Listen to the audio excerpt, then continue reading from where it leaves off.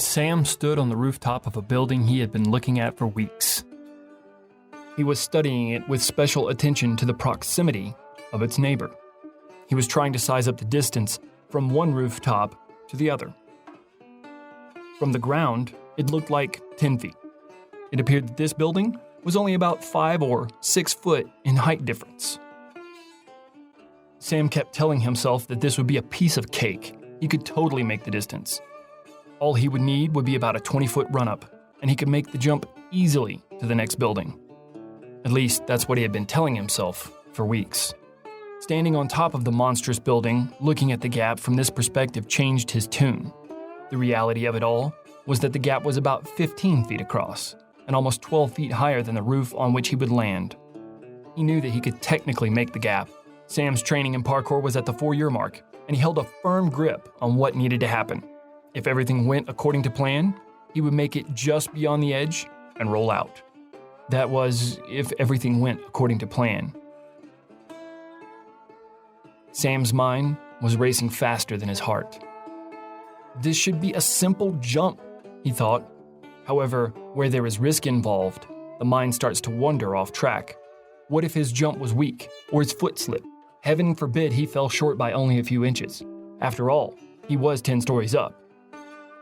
You don't get back up from a fall like that. To make matters worse, he was here with his best friend Frank, who was ranting the entire way about how famous they would be for jumping this gap. All of their friends would envy them and try to copy it. For just a brief second, the thought of backing out crossed his mind. His gut told him to listen to that thought, but his pride simply would not allow it. Besides, Frank was already on the other side. He had successfully made the jump, and Sam could not risk appearing like that much of a bitch. This was it. Do or die. The decisive moment. Sam sucked in all of the bravery his lungs could handle. With a powerful exhale, he darted towards the edge of the building.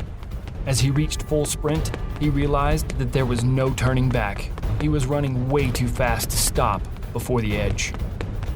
The only option now was a full commitment.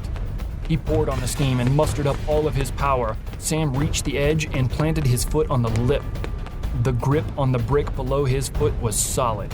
The power in his quads and calf muscles was explosive as he launched himself confidently towards the adjacent roof. I got this, he thought. Time seemed to slow down for Sam. The first half of the jump was breathtaking. To be so high, in such a vulnerable position, with no way out. This is where the rush came from.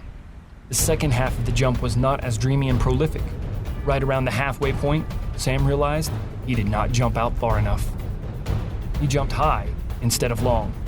But when you're floating in midair, there's nothing you can do. With a ferocious scream at the top of his lungs, Sam stretched out his arms in a last-ditch effort to save himself. He needed to get his hands on that ledge. He couldn't be the guy all splattered at the bottom of this building. How would it look if the news were showing his body all splattered on the ground? How would he ever get laid if he was dead? He must grab the ledge. Sam was never a lucky person. He never won any bet. He never got the girl or saved the day. In fact, if it were not for bad luck, he wouldn't have any luck at all. But today was different. Somehow, Sam managed to grab the ledge. As he came screaming out of the sky from the edge of the other building he so daringly leaped from, he managed to put his hands on the ledge and hang on. Keeping his grip was no easy task. The sheer force of his weight falling from that far felt as though it were going to rip his arms from their sockets. His chest and knees slammed into the side of the building so hard, it knocked the wind from his lungs, and it felt as though it broke both of his kneecaps. But he grabbed the ledge. He was going to live. For how long was yet to be determined. His grip was fading fast, and smashing into the wall didn't help. He could feel the damage done to the skin of his hands, even though he couldn't see it, and he knew that climbing was going to be beyond difficult. He felt the powerful grip of Frank's hand wrap around his wrist, and then the other one. I got you. Frank's voice never sounded so good. Sam looked up and saw the face of his friend, his only real friend, his partner in crime. Frank was a young-looking man in his early 20s. His hair was medium length, brown, and gelled up into the perfect emo style, sweeping forward from the back of his head and spiky in the front, intentionally messy, almost boy bandish. Like Sam, his eyes were soft brown, and it appeared as though he had a little bit of Latino in him, visibly diluted by a few generations. His skin was dark from the long summer of training shirtless in the sun, and his body was devoid of any hair. Even his face was smooth. He could go for a week without shaving, and it would look like he shaved that morning.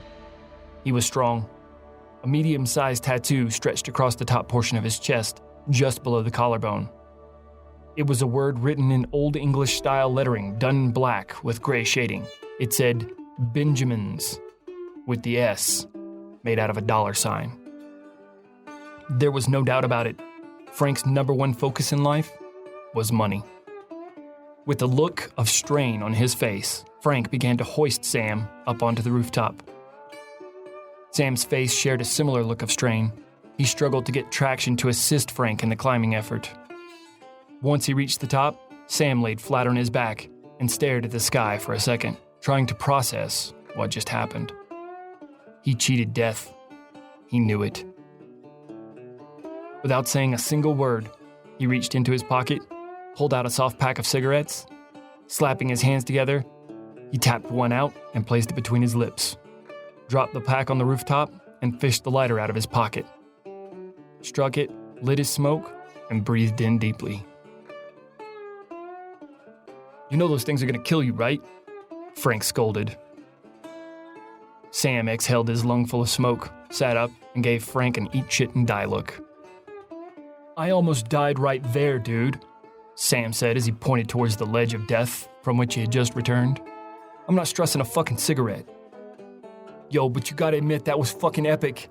I thought you were done for, dude," Frank said with the most glorious grin on his face. "You should have seen the look on your face, bro. Are you sure you didn't shit yourself? 'Cause I would've," he proclaimed. Sam calmly replied, "I would rather we just not talk about that for a bit.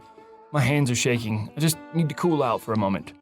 Frank frowned and raised an eyebrow while shaking his head in agreement. "I can respect that. If I just shit my pants, I wouldn't want to talk about it either." Sam gracefully raised his middle finger to shoot Frank the bird. Laughing slightly, Frank questioned, "You think about that gig I was telling you about yesterday? That shit's tonight, man, and I need a partner." Sam raised himself off of the ground, walked back over to the ledge. He looked down and said, "Nah, bro, I got work tonight." Sam could almost see himself splattered on the ground. He imagined people would just walk around him as if he didn't matter. "Work?" Frank snapped back in disgust. "Do this job with me tonight, and you make almost as much as you do all year at that shitty restaurant." Frank's hands flew out in front of his body in a defiant and dismissive fashion. "Besides, your boss is a fucking dick. You should give him the finger and make some real cheddar with me." "Look, man, I got no problems with you doing this cat burglar shit." Sam shook his head in a disapproving fashion slightly. "But it's not my style." "Not your style? So, being broke and sleeping on a couch in your tiny-ass apartment is some fashion statement? I've seen your refrigerator, man. You got ketchup, beer, and leftover ramen noodles. Your job barely pays you enough for the rent on your place. I'm talking about making 20 grand in a single night." Sam's head snapped up, and his eyes drilled into Frank's. He could barely believe what he just heard. 20 grand? No fucking way. What are we robbing, a bank? There is no way anybody Sam knew was making that kind of cash, especially not in a single day. Frank was right. It was more than Sam was making for an entire year's worth of work. He was only pulling in $18,000 a year washing dishes. Frank was also spot on about his boss. He was a dick. Nevertheless, Sam was always the one to play devil's advocate. Who is gonna pay us 10 grand a piece to steal some shit when they could just do it themselves? What's the catch?